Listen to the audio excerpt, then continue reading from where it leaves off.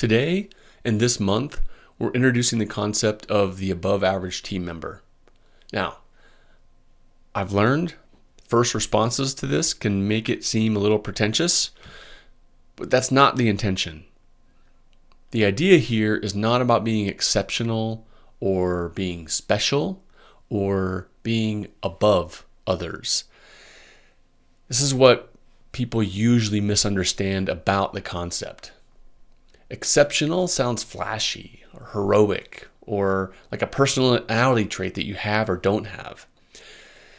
The idea behind the above average team member is different.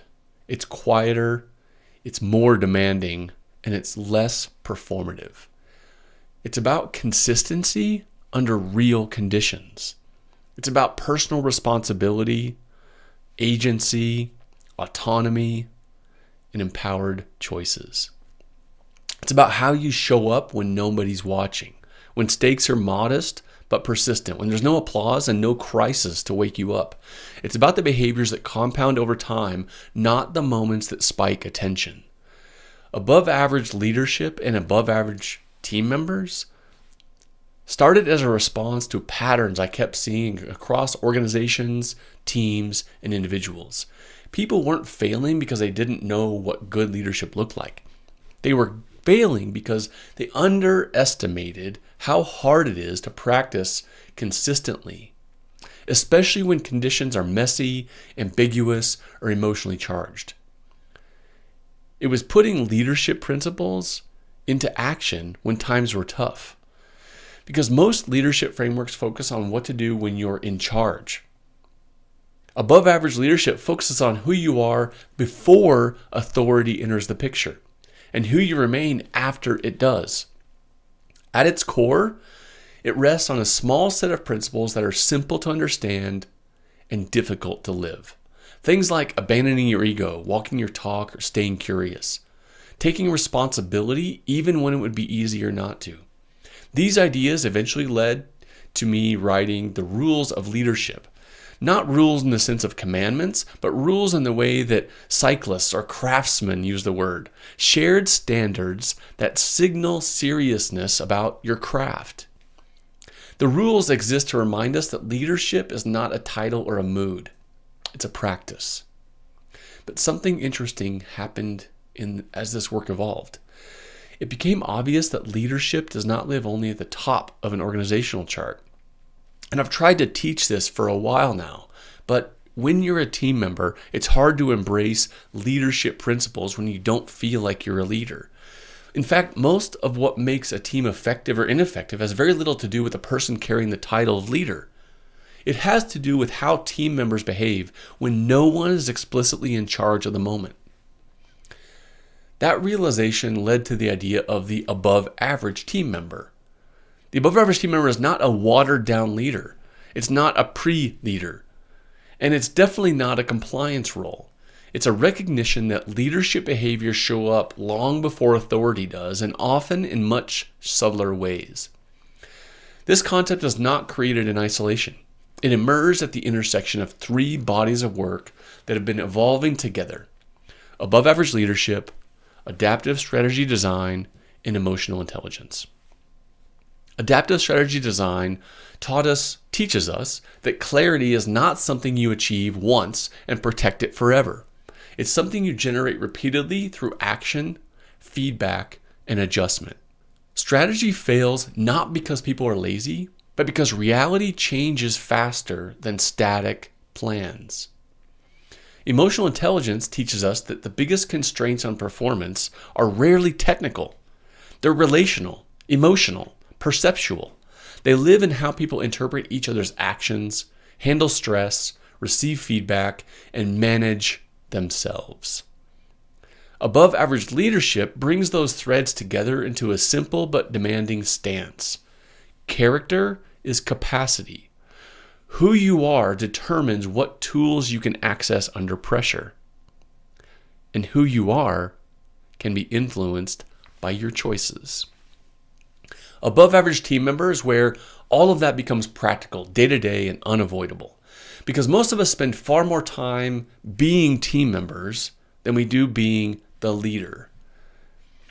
Teams don't rise or fall based on the value statements. They rise or fall based on the aggregate behavior of the team members, especially in moments that feel too small to matter. That's what core values in action is all about, if you've listened to me rant on that in previous videos. So this is what April is all about. This month is not about motivation, it's not about inspiration, and it's not about self-improvement theater. April is about identifying and practicing 14 specific behaviors that reliably distinguish above average contributors from average ones. These are not personality traits. They are not virtues you're either born with or not. They are choices, practiced repeatedly, often when no one's keeping score. Over the course of the month, we'll explore these 14 concepts that define what it means to be an above-average team member.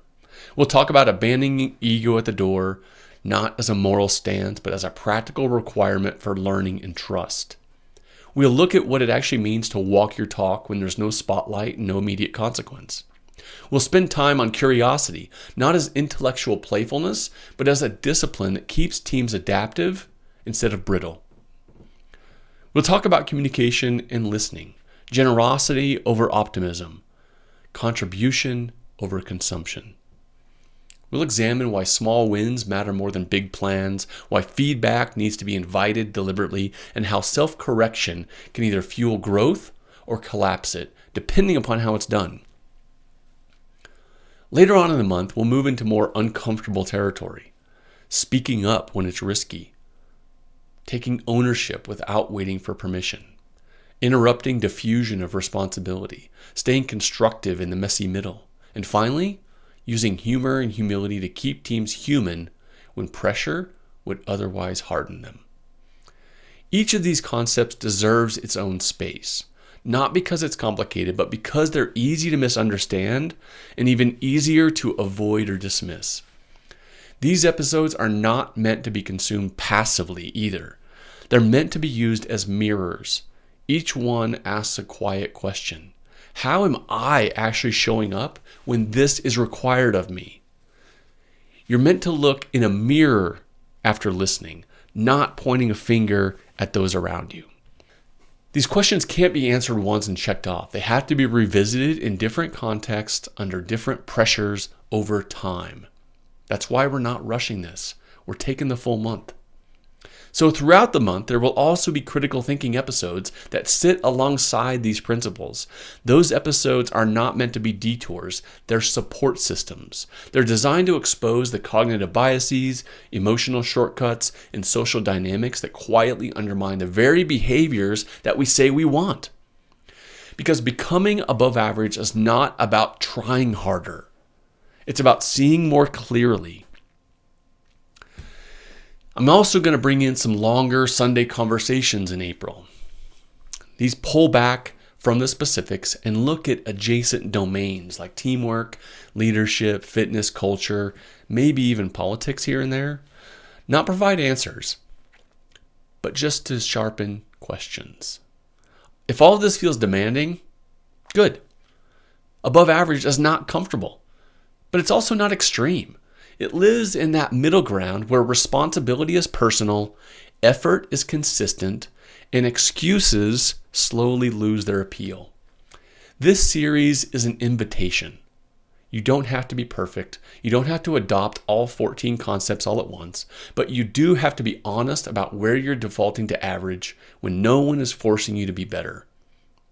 That honesty is your starting point. This series is meant to create people who lead themselves well enough to raise the standard of the environments that they're a part of. So as we start April, here's one thing I'd ask you to hold on to. Being above average is about being dependable, adaptable, and human when it would be easier not to. Join me this month.